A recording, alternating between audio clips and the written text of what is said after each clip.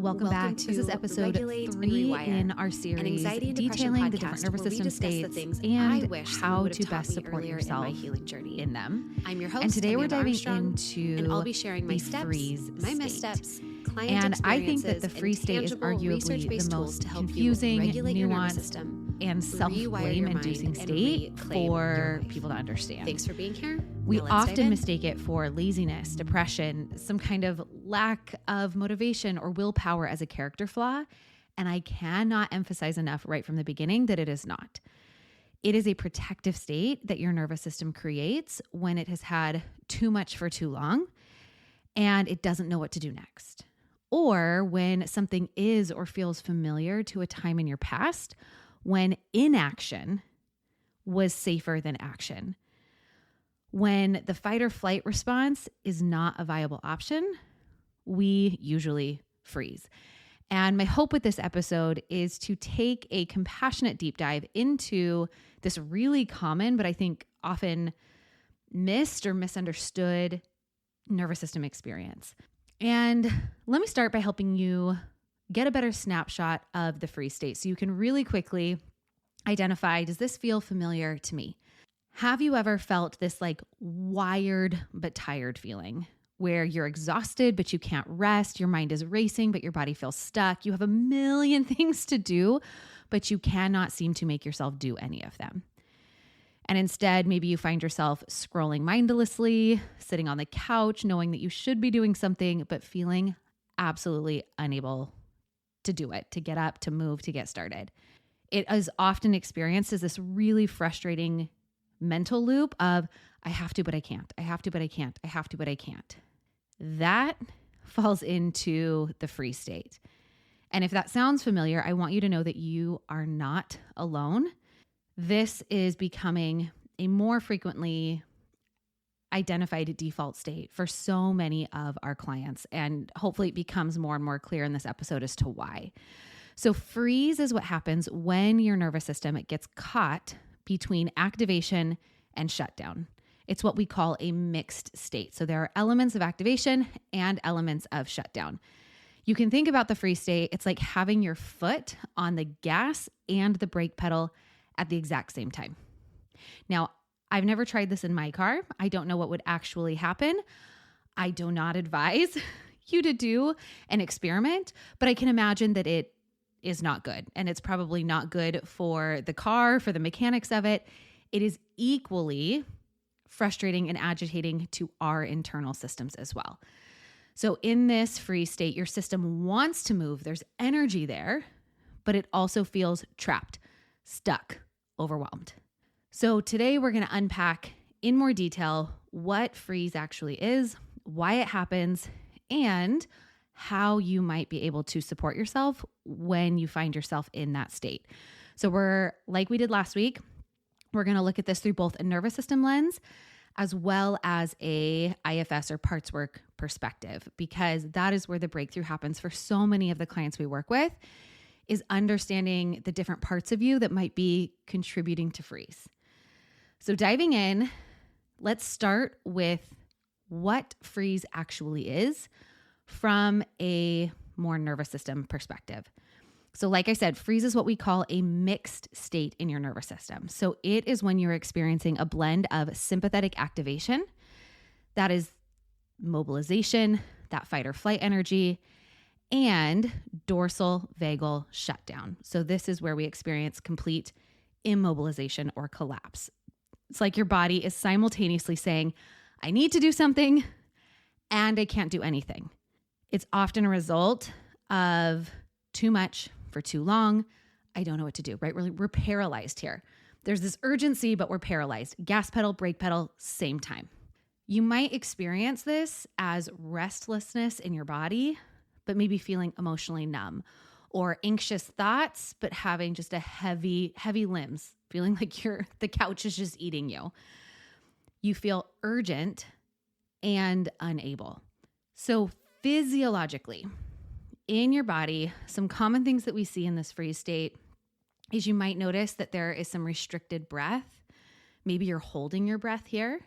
You might have tense muscles. So there's that activation in your muscles, but they're frozen, they're stuck.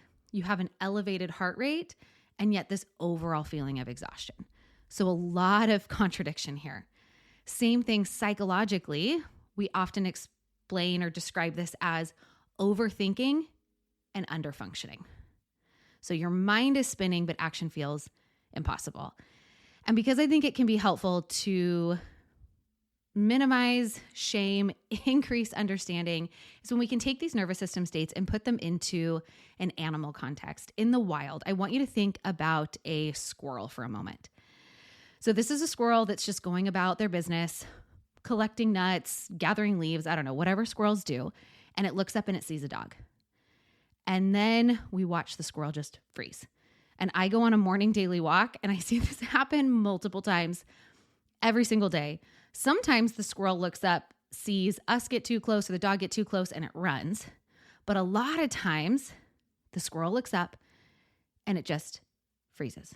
It's almost like the squirrel isn't sure if the dog has seen them yet, what the dog is going to do, but it's not a relaxed stillness.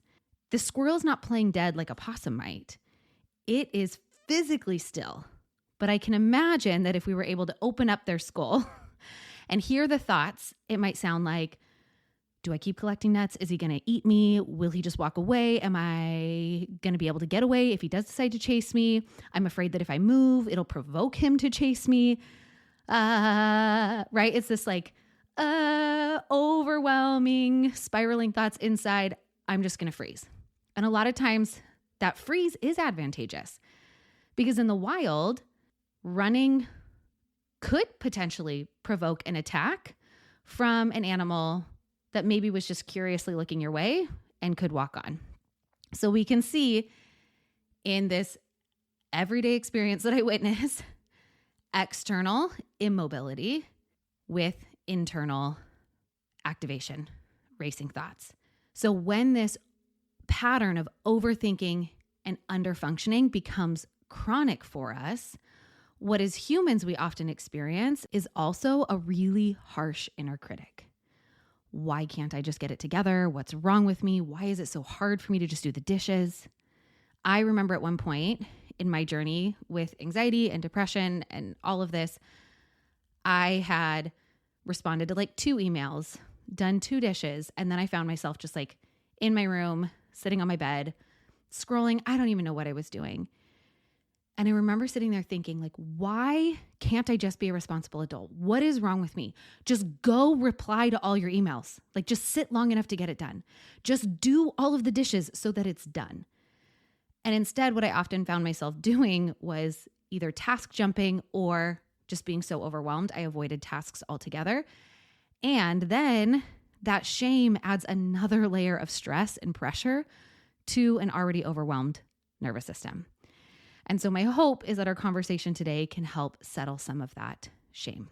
Now, because freeze is a mixed state, I want to spend a few minutes briefly distinguishing freeze from the maybe purely activation versus purely shutdown state, just so that we're walking away from this episode really fully contextualized around what freeze is, what it isn't, so that hopefully you can identify when you're here with a little bit more accuracy so that you can then know how to support yourself better here. So let's talk about freeze versus activation. In pure activation, there is clear mobilized energy. You feel like you need to move, and movement generally feels good or helpful, whether that is fight, which is movement towards the stressor, or flight, movement away from the stressor. Versus in freeze, you feel like you need to move, but movement feels impossible or overwhelming. So the energy is there, but it's trapped. And then we have freeze versus shutdown. So shutdown, that red zone state, this is a collapse. There is immobilization, there is disconnection mentally and physically, there is no energy or urgency. So if the shutdown state were to have a voice, it would say, I can't do it, I don't care, it doesn't even matter. Versus freeze, where you might still feel like you can't do something, but you do care. It does matter. You still have that energetic charge that tells you that you should be able to. And something that I want to call out here, not that one is right or wrong necessarily, because a lot of this is still theoretical, and probably will be for the foreseeable future, a little bit tricky in research to prove all of these nuances. But something that's really common that I have heard other practitioners in the somatic and nervous system space do is that they use the freeze state and the shutdown state interchangeably. I do not, and I want to tell you why. More and more of our clients are having it become really clear to them that what they are experiencing is this middle experience between activation and shutdown. And they, for a long time, have tried to fit themselves into the box of anxiety and activation. Or they've tried to fit themselves into this box of, well, then it must be depression and shutdown. But neither shoe fits really well. And where I think a lot of the shame can drain out is that understanding that this urgent but stuck makes sense in a world that is overwhelmingly fast-paced, overstimulating, over conflict driven, underconnected, that creates sensory inputs to the degree that we were never meant to consume them. That puts us into this place of contradiction of I have to, but I can't.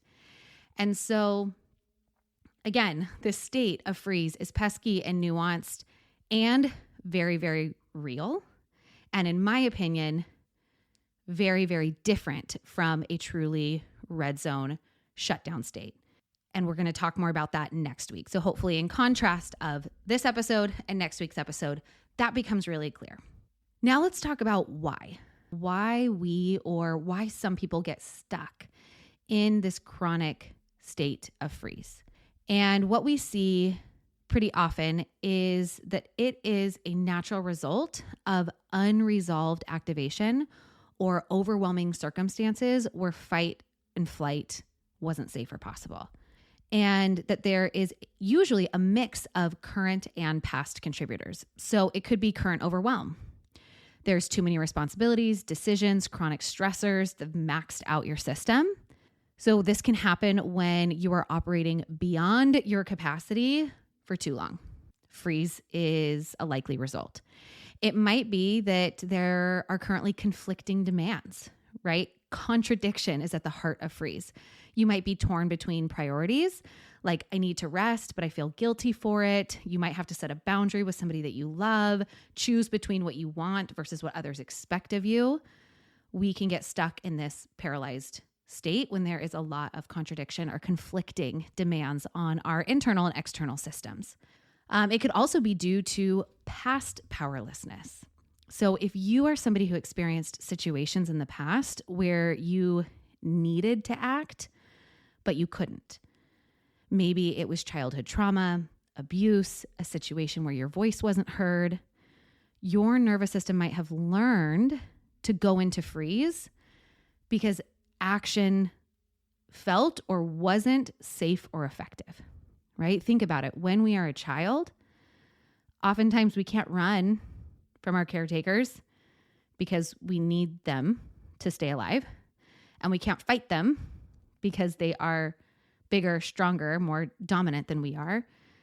And so if you have experienced situations in your past, whether as a child or more recent past, where there was a sense of powerlessness, your system might be trained or developed in or hypersensitive to, oh, well, action isn't safe, therefore it defaults to freeze. And then from a parts work perspective, freeze often reflects inner conflict.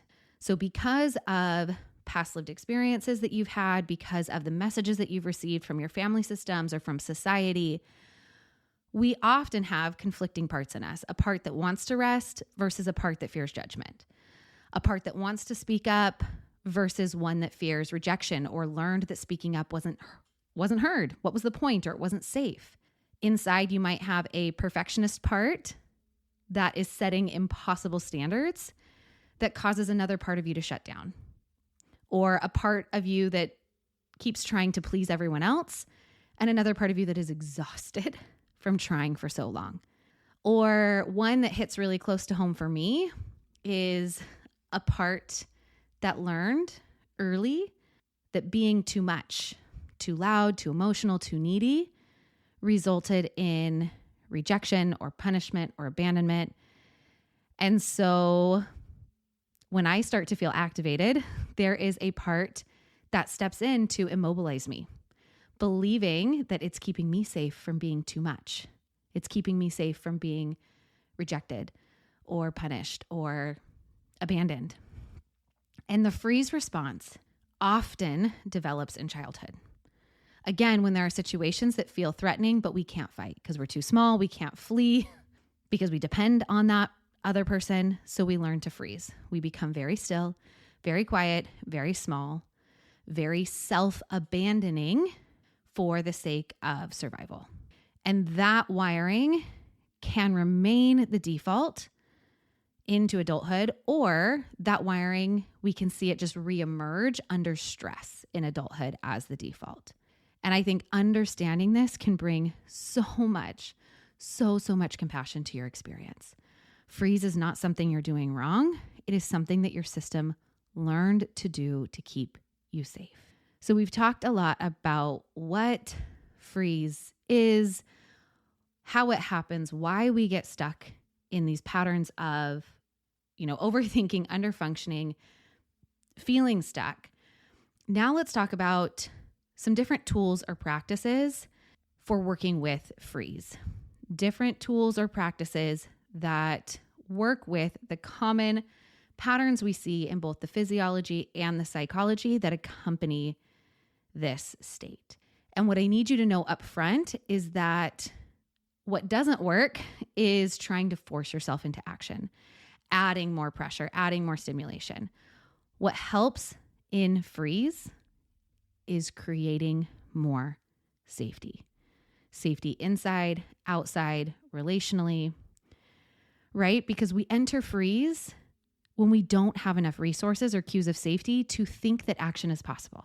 So when we find ourselves here, what we actually need to do is to help our system remember that it has choices, to help our system feel like it's safe enough to move. Because the way out, if you think about this nervous system ladder we've talked about so often here on the podcast, at the top is green, then that yellow activation zone, then the red zone of shutdown. If we want to get up to green, if we want to move ourselves up that nervous system ladder, right now we're in the middle. We're in the middle of yellow and red, that orange zone. We have to move through a more mobilized, activated state to get to regulation. And so what can we do to convince our system that it's safe enough to move? That doing the dishes won't entirely be too overwhelming? Because what freeze is trying to do is it's trying to protect us from falling completely into that collapsed state of shutdown. So it's trying to make our world have less, be less, so that we aren't overwhelmed to the point of shutdown. Because right now we're just overwhelmed to the point of freeze. So in working with this state, we want to remind ourselves that we have choices because, again, freeze is often a result of feeling a lack of choice, especially in childhood, and that it's safe enough to move at least a little. And before I get into the specific tools and practices that help here, I want to remind you that freeze is a deeply personalized and nuanced experience. So what I am going to share are 5 generalized categories of things that can be helpful in freeze. But part of the work that we support our clients in every single day is discovering what the unique best fits are for your system in this state. So the first category I'll mention is small mobilization. And I'm going to put the best I can, a list of these categories and some of the suggested practices in the show notes for you to be able to come back to and reference. So category number 1, small mobilization. And the word small is really important here because when you're in freeze, big movements, dramatic change can feel overwhelming and deepen that freeze state. So instead, small movements to break up the immobilization that we find here. So a somatic practice like swaying side to side, slowly pacing. Maybe you want to shake out your hands. Just think anything that gets you off the couch, maybe not quite to doing the task you need to do yet, but can I sit on the couch and just sway side to side? Can I get up and I slowly walk? Can I shake out my hands and get into movement in as small and safe a way as possible? Because that sends a gentle cue to your nervous system, to your mind, that we're not trapped. We're not trapped, and we can move. The second category I want to talk about is containment and pressure. So when we are in freeze, we often feel like we are scattered or fragmented. And so creating a sense of containment can be incredibly helpful. You might do this by wrapping yourself up in a blanket. You can place your hands on your chest, press your feet into the floor, really trying to take note of that pressure and that somatic and proprioceptive feedback into your system. You might wrap your arms around you for a self-hug. So just creating, again, this sense of containment. We are here. It is safe to be here, with containment or pressure practices. One specific one that I know resonates a lot with clients, because there is often such a spiraling thought component to freeze, is what I call head containment. So it's where you take one hand and put it across your forehead. Maybe you want to try this now. And you take your other hand and cup the back of your skull. So you're just kind of holding your head here, noticing temperature of your hands and pressure. And what is often experienced here is a sense of settling. The thoughts gently slow. We are containing the place in which our thoughts feel a little out of control. The third is orienting to safety. So when we are in freeze, our nervous system often feels like there's danger everywhere, even if there isn't. And so orienting practices, using your senses, but the one I'm going to offer is a visual orienting practice today. It can help remind your brain that you are actually safe here in this place, here in this moment.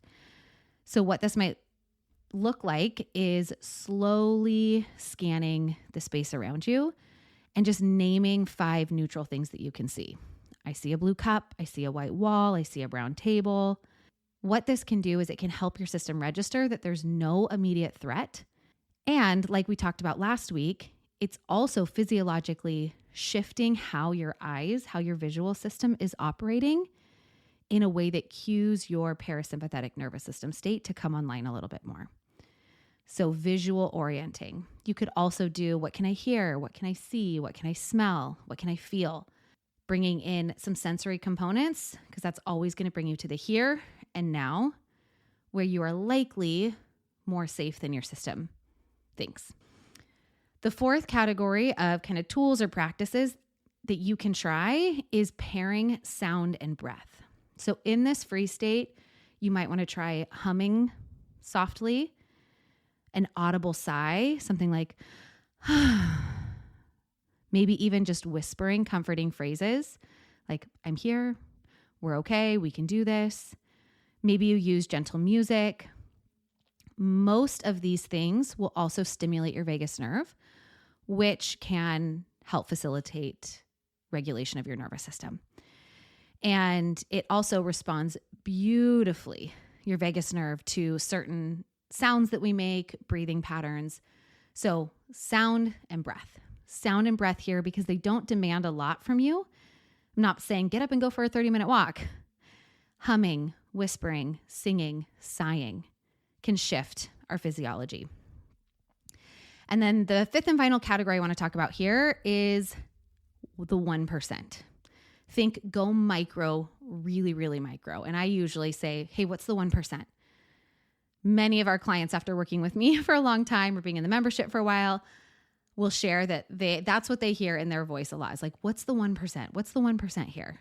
So when we're in freeze, the tiniest tasks count. Put 1 cup away, text 1 person back, stand up and stretch. The goal is to remind your system, again, that you have choice, that you have agency. The goal is not productivity right now. I know it feels like it should be because you have that internal urgency, but for right now, it's just about proving to your nervous system that you are not actually trapped. You are not actually powerless. And reminder, I'm going to put a reference list of some of these tools and practices in the show notes so that you can have a quick snapshot and begin to explore and practice and think about which ones might be the best fit for you.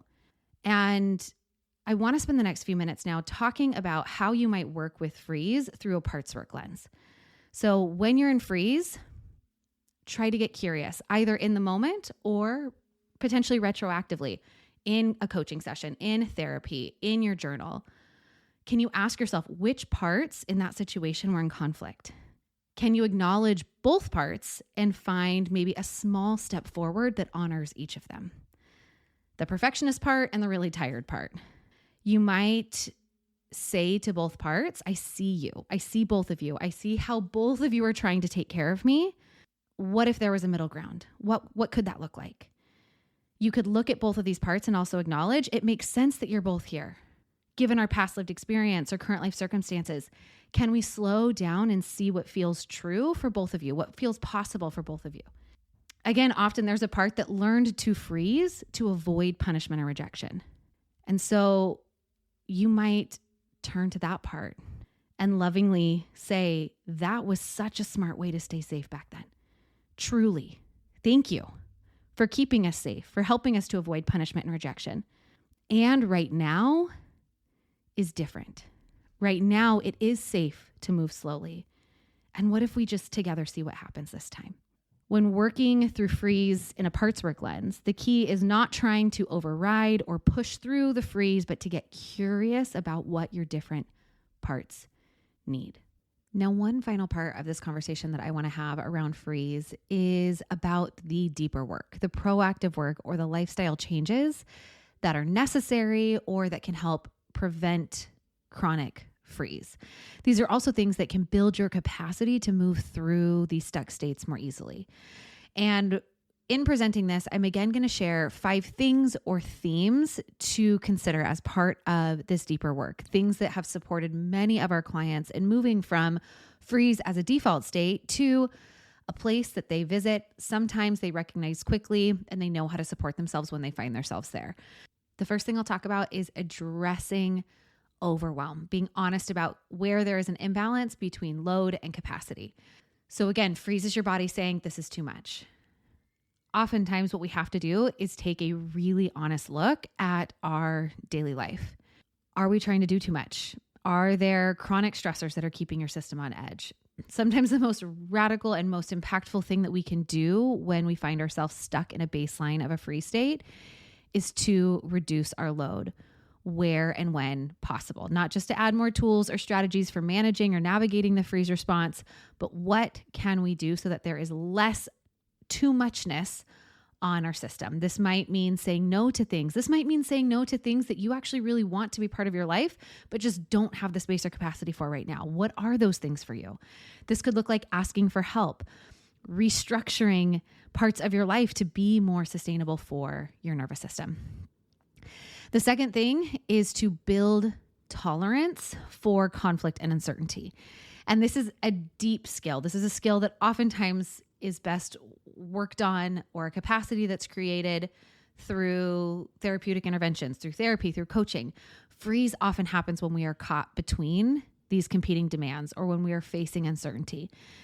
And so a long-term strategy for not being in a freeze state so often, for getting out of it more quickly, is to build up your tolerance for these uncomfortable emotions.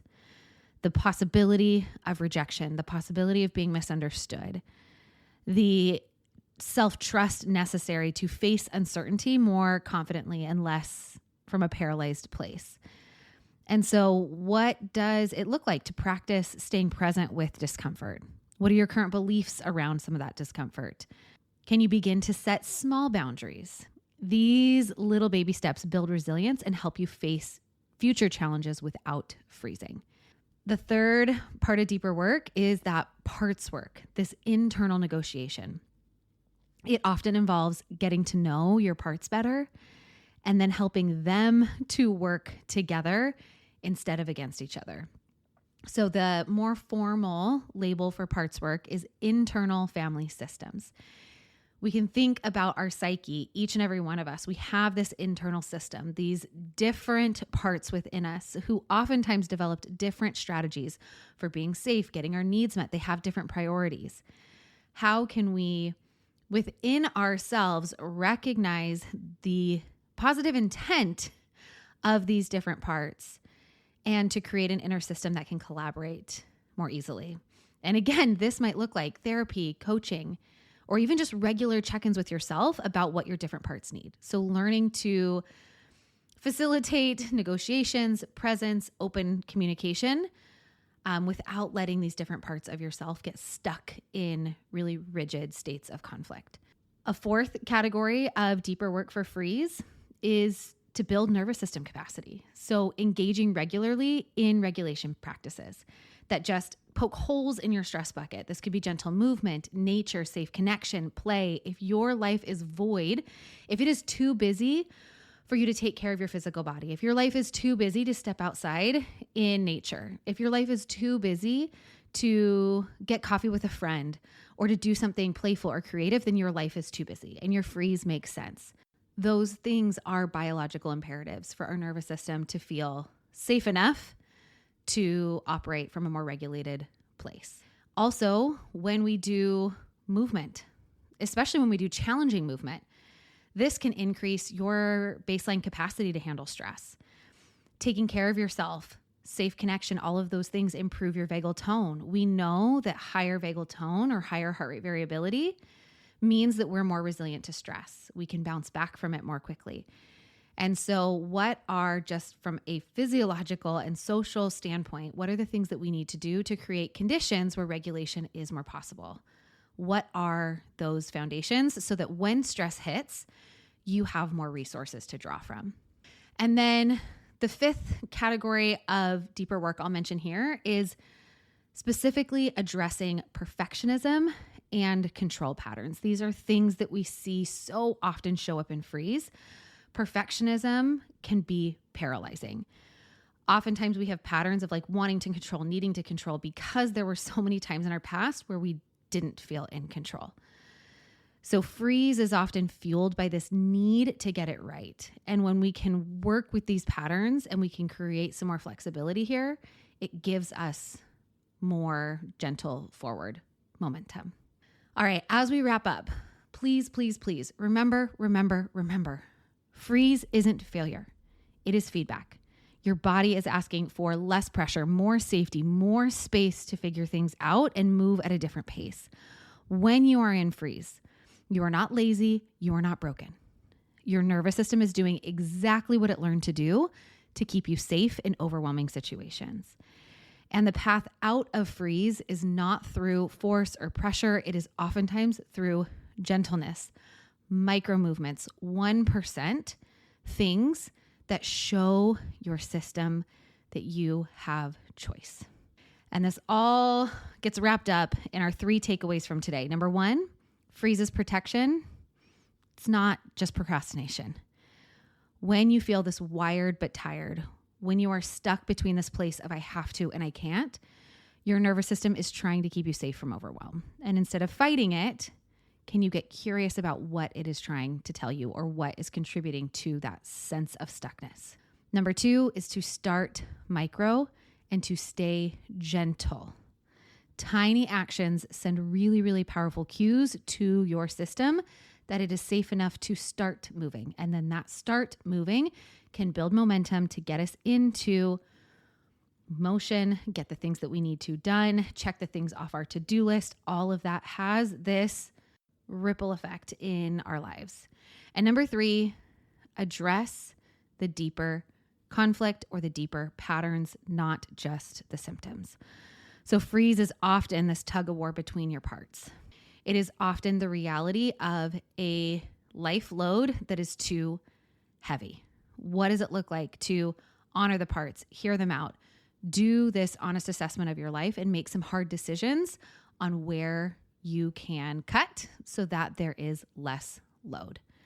And there's no perfect way to work with freeze. Like all of these episodes, I wish I could hand you the specific tools or the 7 steps to getting out of freeze. But the tools and the things that I've offered in this episode are invitations to experiment with what feels supportive for your unique nervous system. And the goal is not to never experience freeze again. It is instead to develop more flexibility and to have these gentle tools to support you when life inevitably feels a little bit sticky, a little bit too heavy. And next week, just a reminder, we are diving into the shutdown state. And until then, I am sending so much hope and healing your way. Thanks for listening to another episode of the Regulate and Rewire podcast. If you enjoyed what you heard today, please subscribe and leave a 5-star review to help us get these powerful tools out to even more people who need them. And if you yourself are looking for more personalized support in applying what you've learned today, consider joining me inside Rise, my monthly mental health membership and nervous system healing space, or apply for our one-on-one anxiety and depression coaching program, Restore. I've shared a link for more information to both in the show notes. Again, thanks so much for being here, and I'll see you next time.